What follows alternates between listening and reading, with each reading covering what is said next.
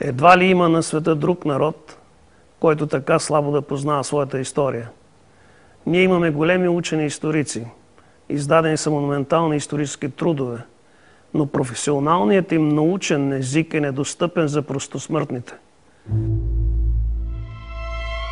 От друга страна, това незнание се дължи и на многократното пренаписване на историята, нагаждайки я всеки път към интересите на властващата политическа сила. Та човек не само ще се обърка, но може и да се побърка. А може би причината е по-отчаиваща. Старата наша история надвишава сегашното ни жалко самочувствие като народ. Сравнението с миналото ни потиска и ние не искаме да се го спомняме. Тъй или иначе, България е най-старата европейска държава, която не е сменила името си през вековете. Испания е Испания от 1479 година, Швейцария е Швейцария от 1291, Швеция е Швеция от началото на 11 век, Полша е Полша от края на 10 век, Франция е Франция от 843 година, Англия е Англия от 829, а България е България от 681.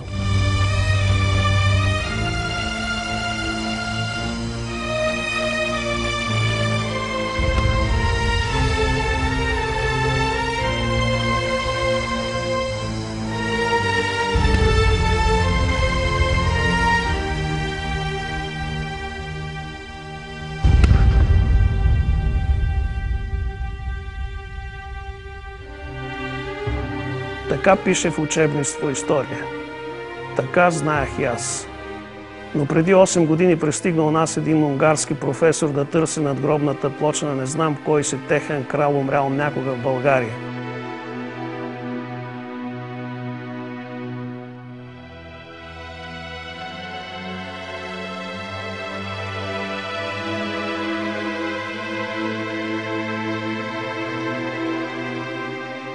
Плочата я намерихме зазидана в стената на една селска черква и нямаше как да му я дадем.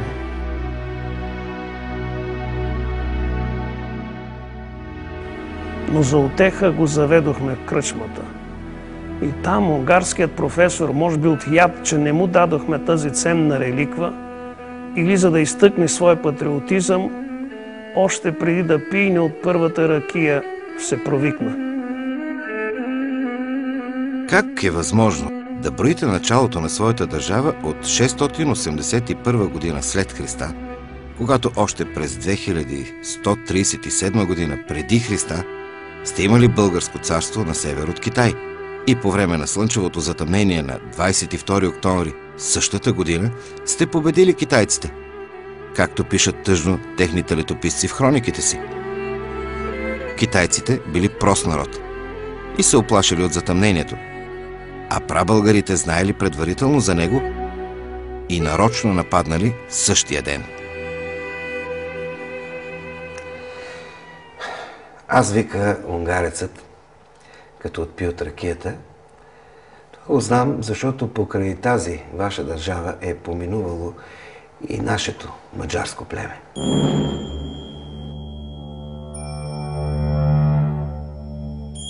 Не по друга причина, а за да спрат неудържимите набези на българите и да спасят империята си от заробване, китайците започнали да строят Великата китайска стена. Но не успели още да я довършат и ето ги, българите се задали пак от към север. Тогава китайците качили върху стената китайки, циркаджийки. И онези сурови българи, като видели китайките да мятат голи кълки, се прехласнали и докато се прехласвали, китайският мравуняк продължавал да гради нататък стената. Като разбрали измамата, прабългарите напопържили китайците, пришпорили конете си и препуснали на запад подир слънцето да търсят края на стената. Те препускат, китайците градят. Те препускат, китайците градят. Така българите стигнали до пустинята Такламахан. Напоили конете си в реката Тарим и се разделили на две. Едните тръгнали на север, другите на юг. Тези, дето тръгнали на север, прехвърляли планината Тяншан и нарекли най-високия връх на името на своя бог Тангра. Така се казва и върхът досега – Хан Тенгри, а хребета, по който препускали, нарекли на себе си – Болгар. продължили нататък, прекосили планините Памир и Хиндукуш и там, където сега е Северен Афганистан, основали втора държава, наречена също България. Но понеже другите народи не може ли да произнесат ъто във вашия език, наричали държавата ви Балхара, Балх, Болгар или Булгхар, а гърците наричали Бактра или Бактрия. Тоест слъх, кой може да произнесе правилно името ви. Руснаците ви викат българи, англичаните Bulgarian, французите Булгар, немците Булгарен, арабите Бурджан. Ние унгарците сега ви викаме Булгар, а преди сме ви викали Полгар.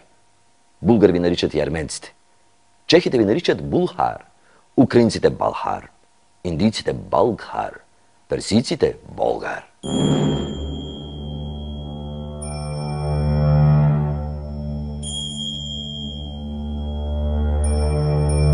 Другите българи, дето тръгнали на юг, прекосили Тибет, живели известно време край планината Мадара.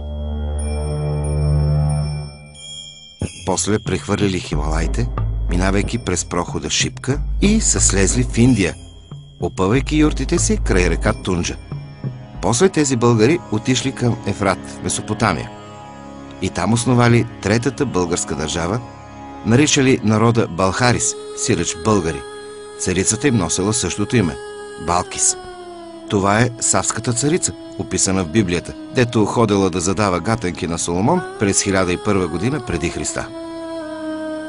По-късно тези българи тръгнали на запад, заселили се в Египет, в областта Сакар. После поемат на север и стигат до Балканския полуостров. Планината, където спират, наричат Сакар планина. Реката край нея кръщава Тунджа. Прохода, през който прехвърлят Балкана на север, наричат Шипка, а свещената си планина – Мадара.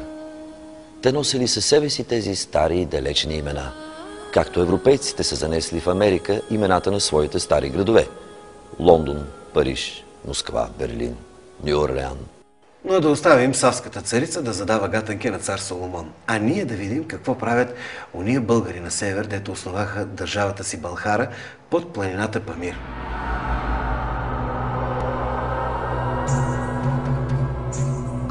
Девизът на тези прабългари някога бил «Не замръквай, където си осъмнал». После станал «Не умирай, където си роден». Но тук, под сянката на Памир, им харесвало и започнали да градят градове, да сеят жито и да развъждат добитък, да добиват желязо и мед, да украсяват жените си с сребро и злато.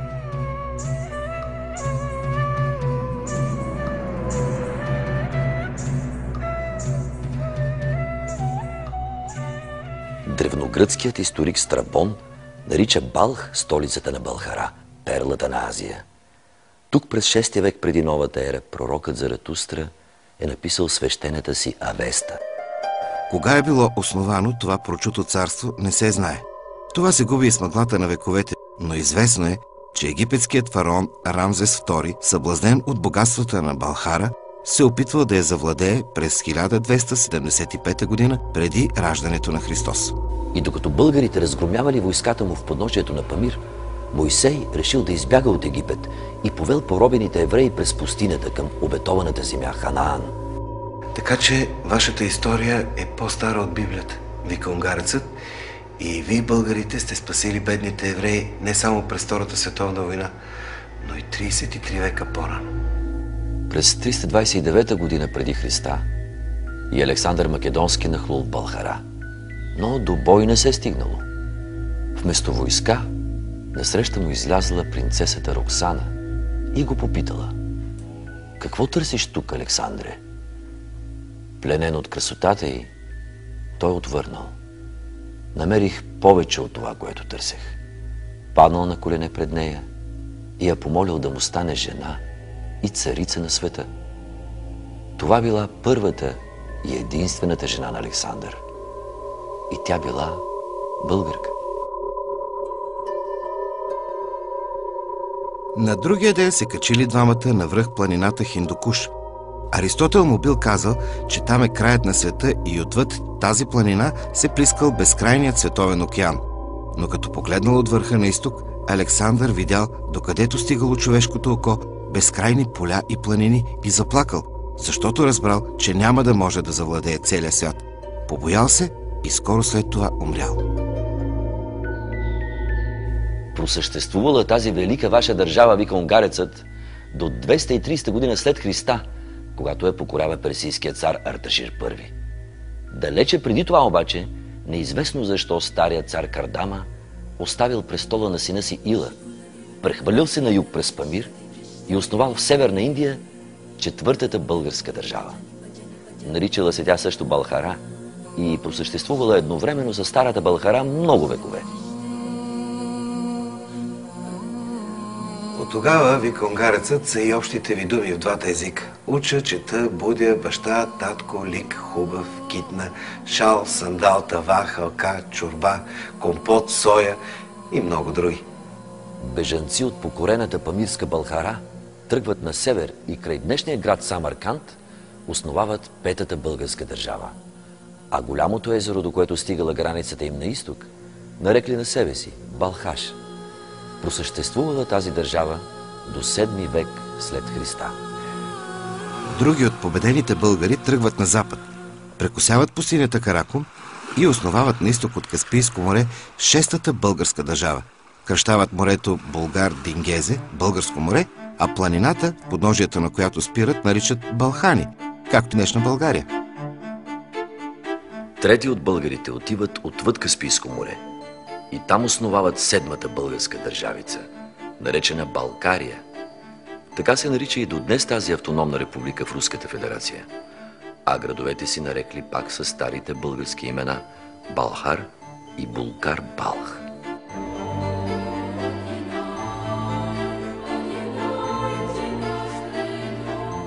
Четвърти от българите, водени от вожда си Вунт, през 127 година преди Христа прехвърлят планината Кавказ и се заселват в земите на днешна Армения. Там основават осмата българска държава. Нарекли местността Булхар, главния си град Балк. Тези имена те носили до 9 век след Христа, а една от реките там и до сега се нарича Булгаручей.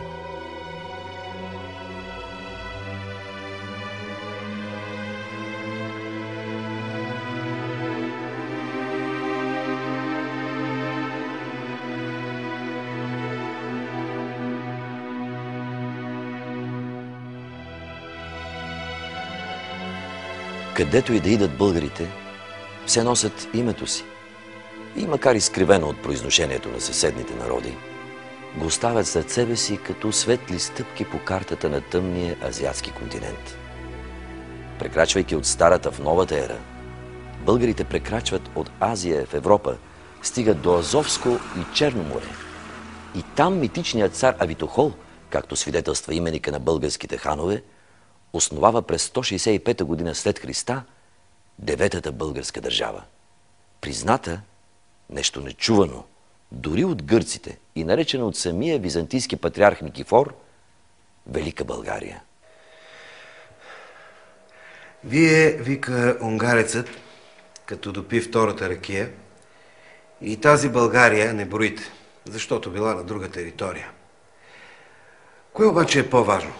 Земята, където се намира държавата, или народът, който е основал всичките тези български държави?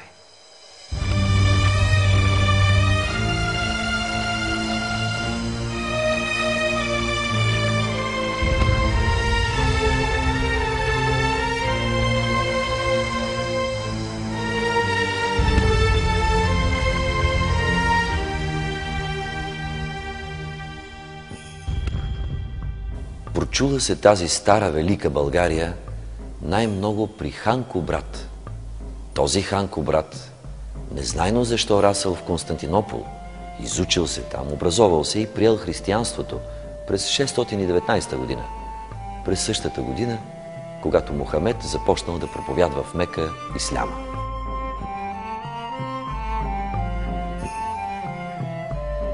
Това за образованието не го казвам случайно, вика унгарецът, защото вие, българите, след този Кубрат, имате само един учен цар – Симеон Велики, който също живял в Константинопол и учил там в най-стария европейски университет – Магнорската школа.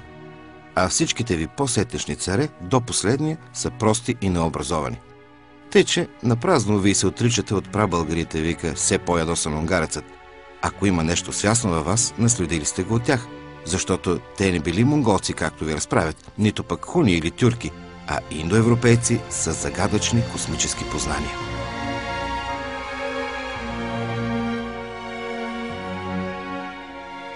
За разлика от безпросветните италианци, вика унгарецът, които 15 века след Христа изгарят накладата Джордано Бруно, понеже твърдял, че земята се върти около слънцето, прабългарите не само знаели това.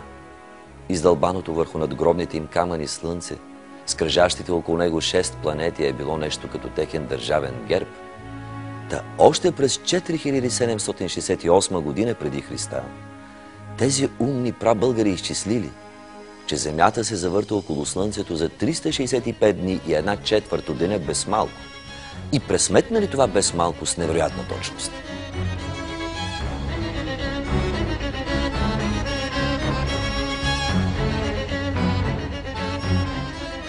Ученият хан Кубрат обичал да наблюдава нощното небе и да чете по звездите съдбата на хората и народите. В една такава нощ той се взирал в залязващите пляди и видял, че неговата звезда угасва.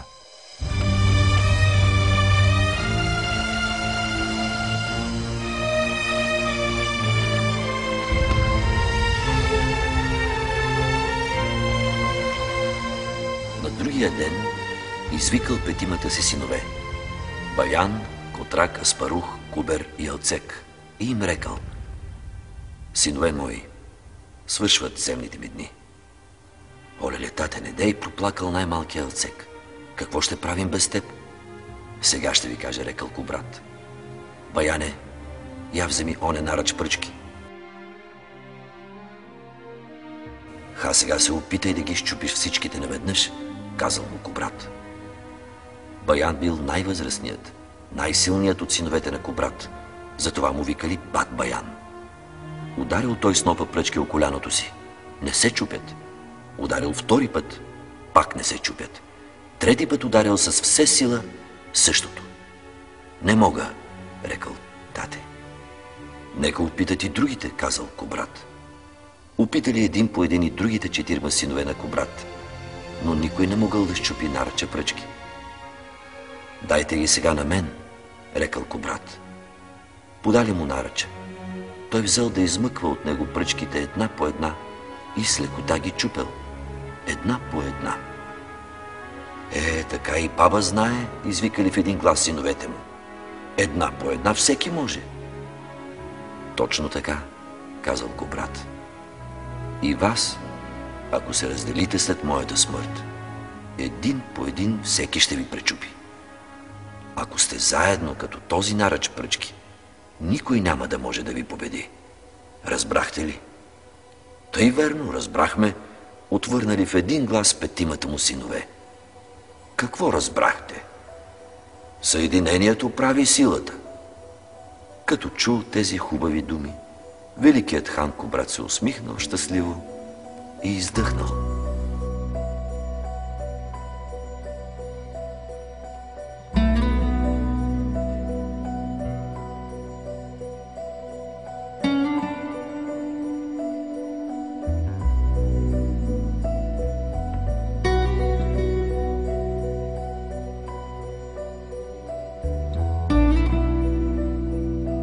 Тези хубави думи, съединението прави силата, ви сте ги изписали и върху герба си, вика унгарецът, като отпи втора глътка от третата ракия.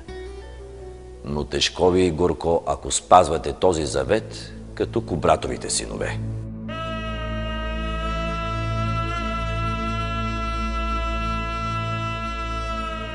Защото още не бил изтинал трупа на стария хан и синовете му се скарали кой да седне на бащиния трон.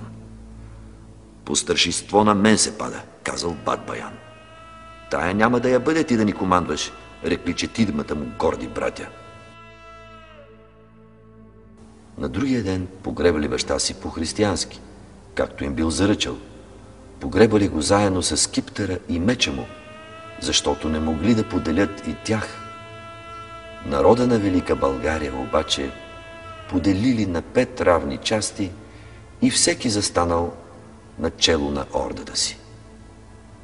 Аз оставам тук, на бащината си земя, казал Бат Баян. Аз поемам на север, казал Котрак.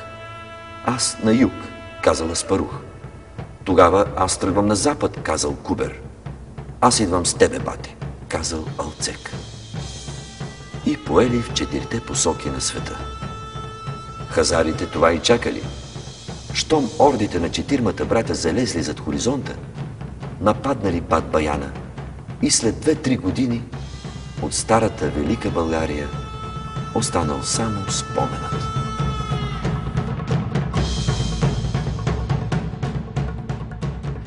Котрак повел ордата си на север. Все по Волга, препускали. И като стигнали там, където река Кама се влива в Великата река, Котрак спрял и се огледал. На изток се синеял облакът на планината Орал. На север и на запад зеленеели безкрайни гори и поля. Било лятото на 665 година. Хан Котрак слязал от черния си кон и забил меча си в рохката земя. Ето тук ще се градим град и ще го наречем Болгар. Тук ще бъде моята България. Това била 10-та България. Наричат я Волжка България, а заради богатството и в ония времена я наричали Сребърна България. През 10 век сребърните българи приели от арабите исляма. Имали те велики царе и още по-велики поети.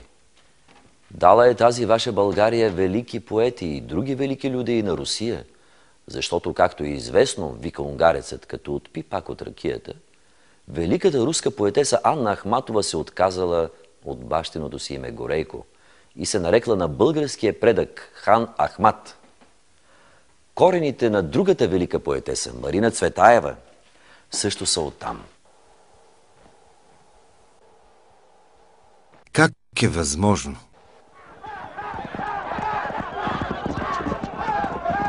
Тази славна и богата държава просъществувала до 1278 година, когато след половинвековни отчаяни битки била завладяна от татарите на Чингис хан. Но българите съхранили своята сяста и мине не мине век вдигали бунтове и срещу татарите, и срещу руснаците. Затова през 1937 година Сталин ги разпилял из лагерите в Сибир.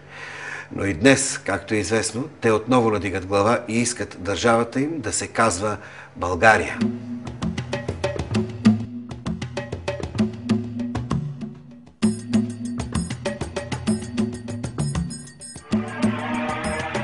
Кубер поел на запад, след него препускал Алцек, прехвърлили Карпатите и се спуснали в Панония, в равнината край реките Тиса, Дунав и Сава, където е днешна Унгария. Понече ли да основат държава и там? Просъществувала тя само година-две, така че няма да я броим. Аварите обаче посрещали на нож българите. След няколко сражения Кубер бил победен и побягнал с дружината си на юг. И като стигнал, където е днес Македония, основал там, край Битола и Прилеп, 11-та българска държава.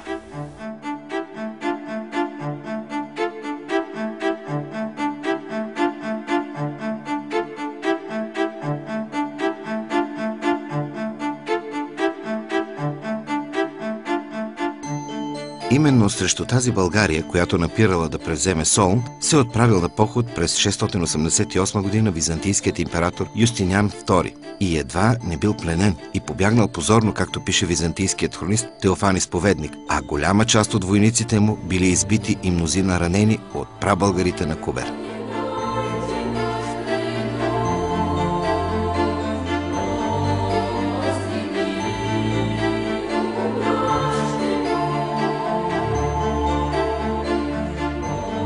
По-късно, след век и половина, тази Куберова България се съединява с Паруховата България, което вероятно е било тайният замисъл на двамата братя.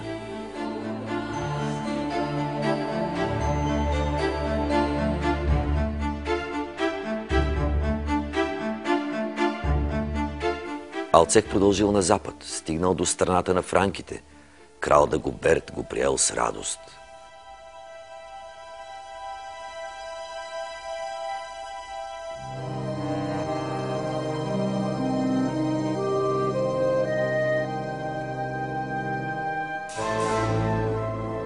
Но през нощта заповядал всичките българи да бъдат изклани. Алцек се събудил от виковете на умиращите и с останалите живи мъже и жени побягнал на юг през Алпите. Било зима. Как са оцелели, не е известно. През пролета се появили в горната част на италийския Бутуш и продължили да слизат надолу през Ломбардия, Тоскана и Умбрия. Стигнали до Рим и Неапол, оставяйки след себе си вечното свое българско име – Булгаро край Бергамо, Булгаро Гросо край Комо, Тера Булгарорум край Римини, Монте Булгаро, Челле ди Булхерия. Не успяла отсек да основе 12-та българска държава. Но неговите българи оставили из Апенините не само името си, но и кръвта си.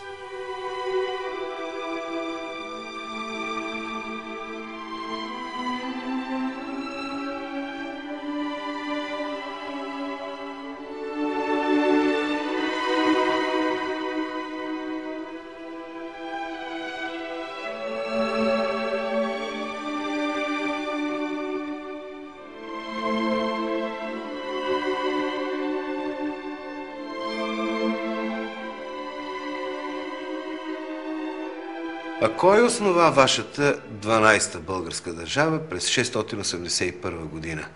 Пита унгарецът, като гаврът на ракията си. Що не основаха славяните, дето от 2 века се мотали из Балканския полуостров? Що не основаха траките, дето са там от 1500 години? Ами защото прости хора държави не могат да правят. От славяните вие наследихте загадъчния мързел и бленуването, а от траките анархизма и забравата.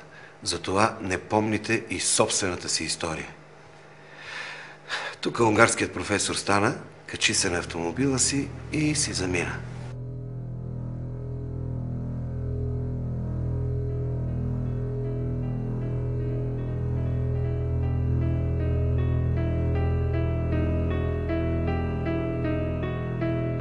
Сигурно прекаляваше той в приказките си, но някакъв пра спомен заброди из тъмните пещери на кръвта ми и ме будеше нощем.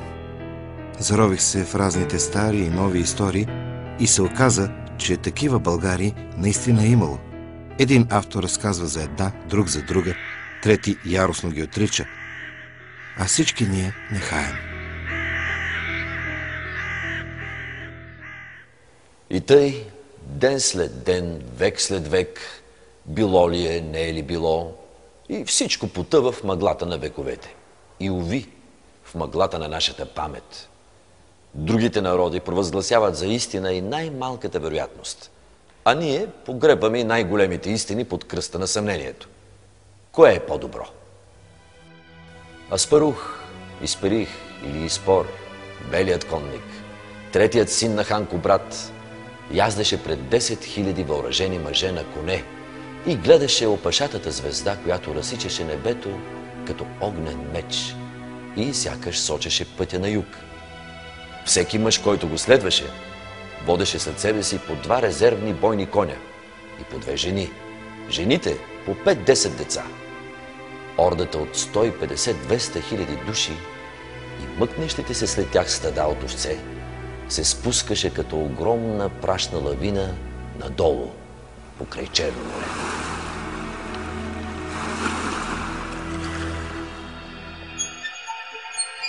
Аспарух яздеше след звездата. По обяд ордата спря. Пътят им пресичаше голяма река. Беше великата река Дунав.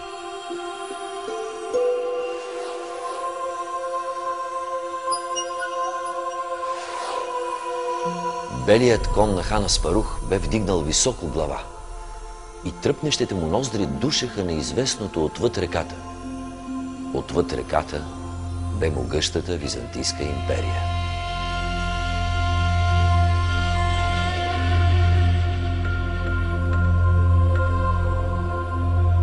Аспарух беше слушал от баща си за Византия и за Константинопол, за мраморния дворец на императора, където Кубрат бе живял като дете, за високите крепостни стени, ограждащи този огромен град, за златните храмове и за страшната византийска армия. Отвъд този велик град сега бушуваха ордите на арабите. Исляма на Мохамед заливаше Азия и Африка. Една след друга падаха крепостите на Александрия, на Иерусалим, на Антихония и Дамаск. Полумесецът изгря и над Сирия, Персия, Афганистан, Армения и Египет, Кипър и Родос, Триполи и Картаген, навсякъде християнските храмове се превръщаха в джамии. Идеше редът на Константинопол.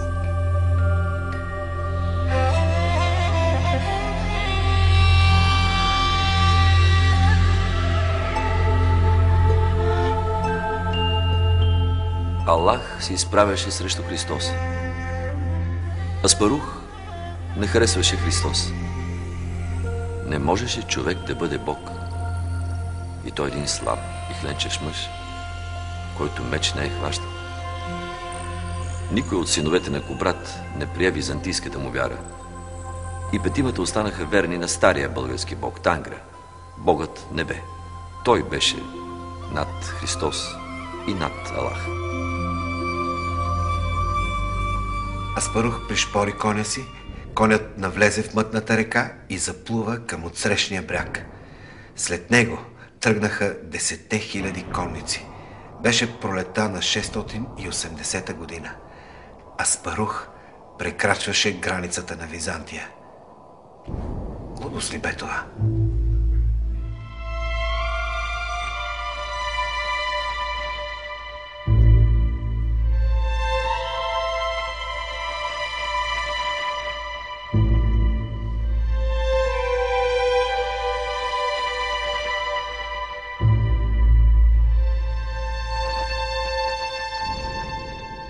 Византиецът Теофан Изповедник, изпълнен с любов към българите, пише в своята хроника. Императорът Константин, като научил, че мръсен и нечист народ напада владяната от християните земя, много се огорчил и заповядал всичката пехотна войска да премине в боен ред през Тракия, въоръжил флота и потеглил към реката Дунав по суша и по море.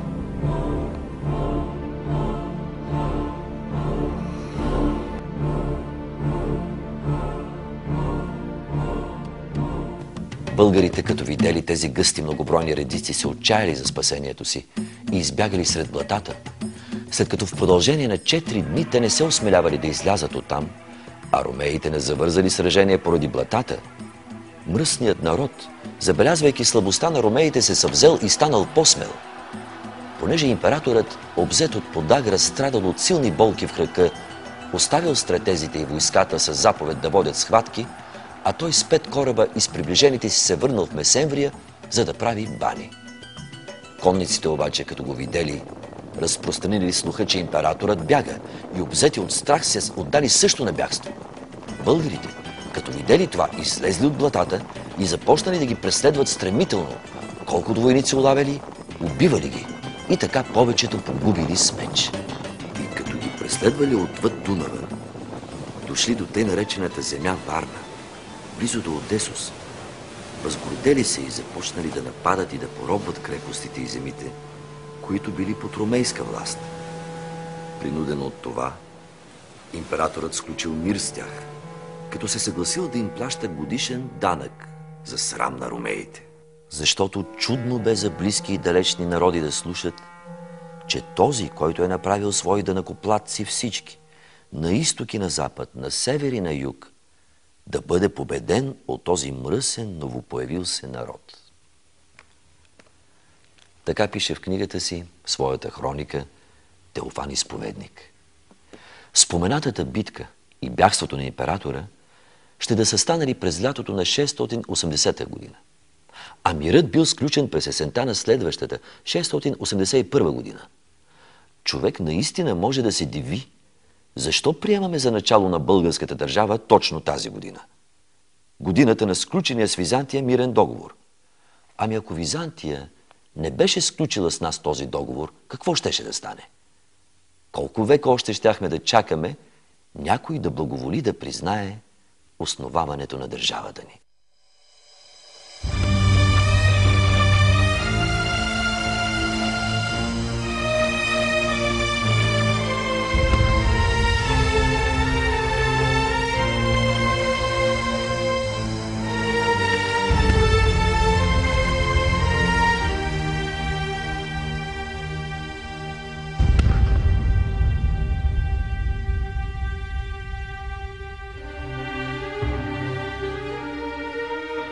Историческа загадка е защо ние не признаваме тази стара велика България.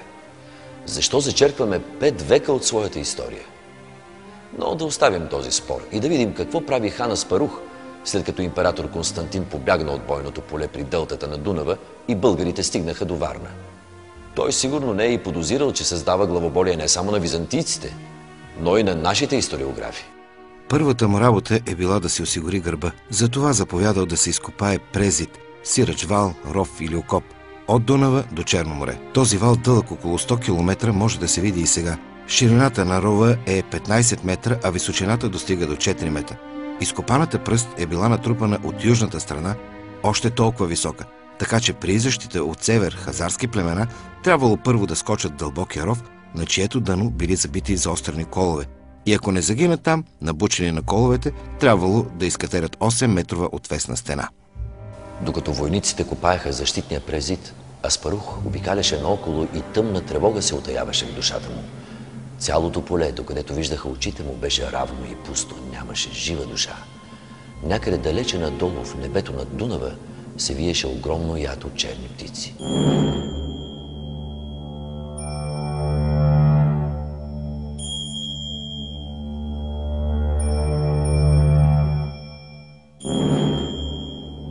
Аспарух препусна коня си натам и след час пред очите му се изправи призрака на огромна крепост. Беше крепостта Дръстър. Колите й бяха срутени, стените съборени. Колкото по-се приближаваше до крепостта, толкова повече ставаха разпръснатите из полето купища от бели кости и озъбени черепи. Битка беше вилняла тук, но кой бил победителят? Аспарух върна назад, препускаше пряко през полето. Когато минаваше край една горичка, насред равнината чу човешки гласове. Аспарух дръпне уздите на коня, положи длан между ушите му и той притихна, запристъпя безшумно, като че на пръсти. Когато приближи съвсем до горичката, Аспарух различи славянски думи. Също тъй тихо той дръпна коня си назад, препусна пак през полето и се върна при своите.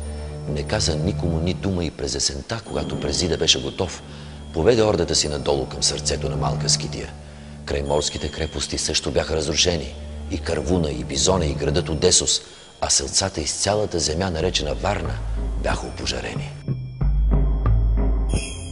Всичко беше в руини, пустош и пепелища. И навсякъде изпод бурените белееха човешки кости. Навсякъде гледаха озъбени черепи. Теофан Изповедник лъжеше, като пишеше, че българите се възгордели и започнали да нападат и да поробват крепостите и земите, които били под ромейска власт. Нямаше какво да се напада. Нямаше какво да се поробва. Навсякъде властваше смъртта. Аспарух превземаше една мъртва земя. Много народи бяха кръстосвали тази земя. Много народи бяха оставили тук своите кости и своето семе. Най-стародавният народ, за който витаеше спомен от незнайни времена, бе народът на траките. По-късно, през 13 век преди новата ера, от север нахлули илирите. Няколко века след тях се появили племената на гърците. През 4 век преди Христа македонците завладели целия Балкански полуостров. И от северозапад нахлули ордите на келтите. Келтската държава просъществувала тук само няколко десетилетия. Траките възстанали. Настанал пълен хаос. Траки се биели с келти, гърци с македонци, илири с траки. Тогава от запад в бавен и безвъзвратен марш се задали легионите на Рим. Те покорили и траки, и гърци, и македонци, и илири, и келти. Гърция, Македония, Тракия били превърнати в глухи римски провинции, тъкмо да настане мир и започнало великото преселение на народите. Лавината на готите прегазила Дунава и опустошила Мизия и Тракия. След тях на хоризонта се явили хуните на Атила, каквото не било стъпкано, стъпкали го и отминали нататък да громят Римската империя. И ето 2 века по-късно прабългарите стъпват отново на мъртвата земя, наречена Балкански полуостров. Аспарух е съзнавал, че победата му е временна и че сам със своите 10 000 конника не ще може да устои срещу могъщата Византийска империя. Аспарух разпратил пратеници във всички посоки да търсят славянските племена и да доведат вождовете им. Той познавал добре славяните не само защото те обитавали степите на север от стара Велика България.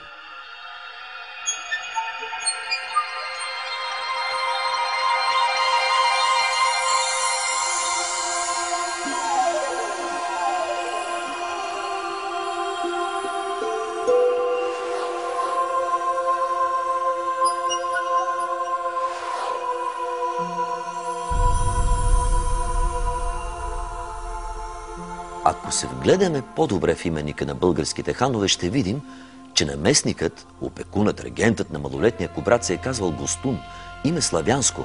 И тъй като този Гостун е от друг род Ерми, а не от бащиния му род Дуло, а наместниците обикновено са били роднини, Гостун ще да е бил родственик на кобрат по майчина линия. Най-вероятно ще да е бил брат на майка му, което значи, че и тя е била славянка. Предположението, че кобрат е бил полуславянин, се подкрепя от това, че първородният му син носи две имена – Баян и славянското име Безмер. Това ще рече, че и в Аспарух е течала и славянска кръв, а вероятно е знал и славянски език. Това може да обясни бързото му сближаване с славяните от сам Дунава.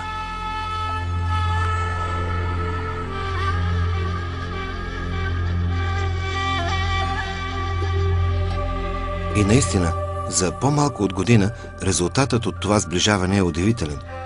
Племето на северите, обитаващо Верегавската клисура в средна Стара планина, днешния Ришки проход, тихо и мирно се премества на изток да охранява морската граница. А седемте славянски племена се пръсват по цялото протежение на Стара планина, да охраняват проходите, през които биха могли да нахлуят от към юг византийците. В клисурите на планината били устроени засади. Речели да мине през тях вража войска, лавина от камъни и дървета щяла да засипе войската и да запуши прохода.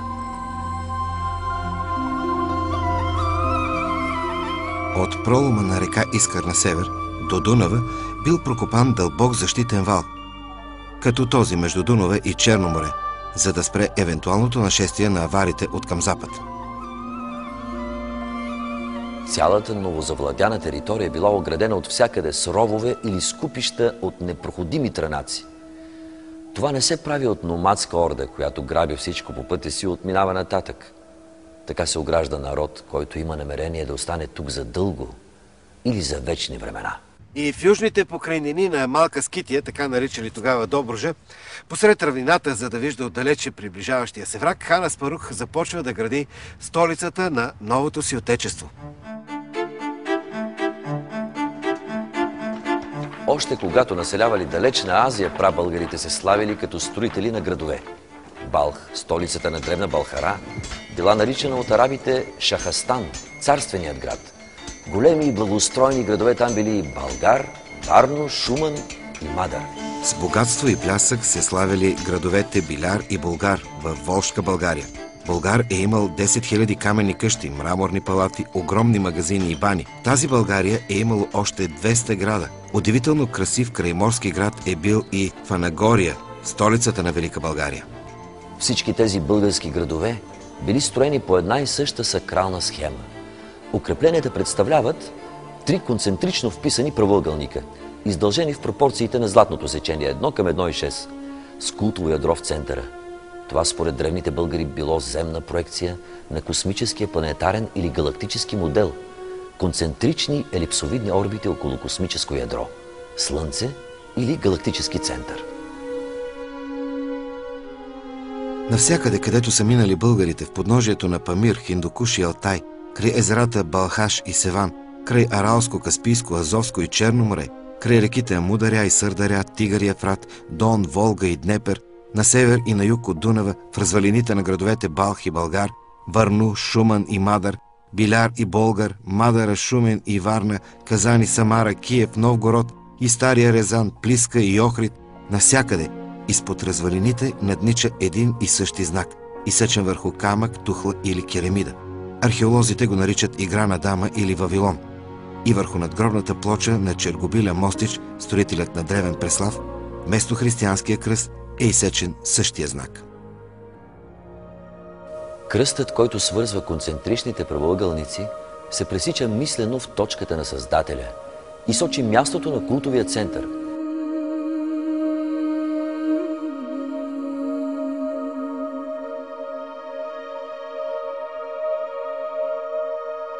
Новата столица на България, Плиска, не бивало да отстъпва по блясък и сакралност на старите български столици. Тя била построена по същия модел.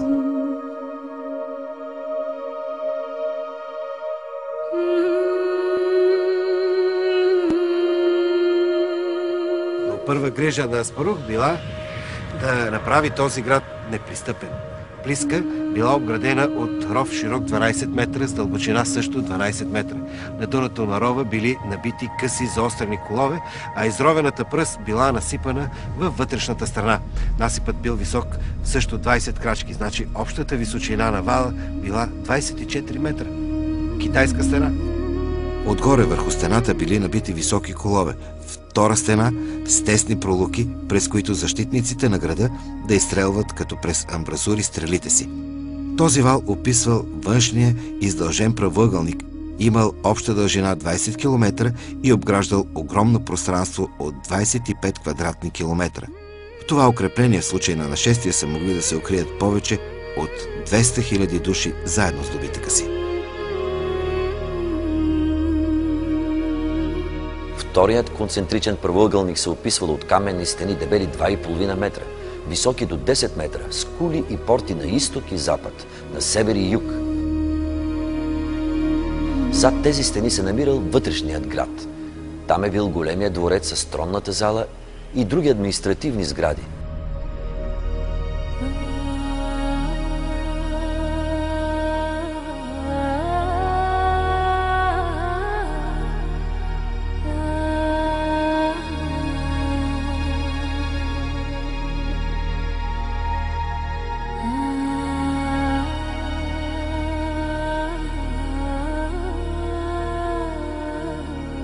А също така къщите на боилите, гранчарските и железарските работилници, тържищата и магазините. Между стените на вътрешния град и външния отбранителен вал се ширил външния град, където са били кръчмите и колибите на простолюдието. Там се приютявали и пришълците в случай на нашествие. Третият концентричен правоъгълник ограждал дворцовия център, в средата на който се намирала свещената точка – капището на Тангра. В центъра на вътрешния кръг стояла свръхточката – жертвена колона. В дворцовия център се намирало и жилището на върховния жрец.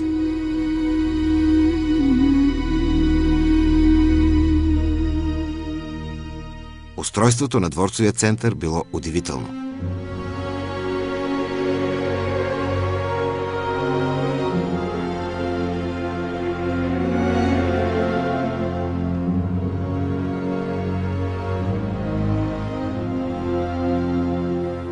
Известно е, че кралят Слънце Луи XIV в залеза на 17 век е изхвърлял сутрин нощното си гърне през прозореца. Любовниците му пък се обливали с парфюми, за да прикрият миризмата на некъпаните си тела.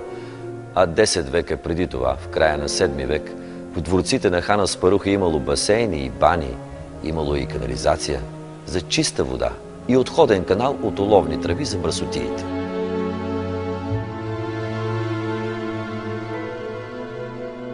Когато през зимата завеяли страшните северни ветрове, в специални пещи извън двореца до бяло се нагрявали обли речни камъни. Горещият въздух от пещите се отправил по керамични тръби към двореца. Стените му били двойни, топлият въздух нахлувал в процепа между двете стени. Камъните на вътрешните стени имали дупки и през тези дупки топлият въздух е влизал в тронната зала.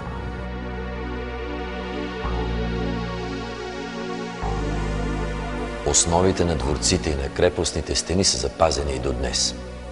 Градени били те от камък и гранит и безмълвно се извисявали сред пустата равнина до средата на 19 век, когато турците от дълновидност или за подигравка с нашата история натрушили камък по камък гранитните дворци и с този праисторически чакъл постлали пътя на първата железница на Балканския полуостров от Русе до Варна.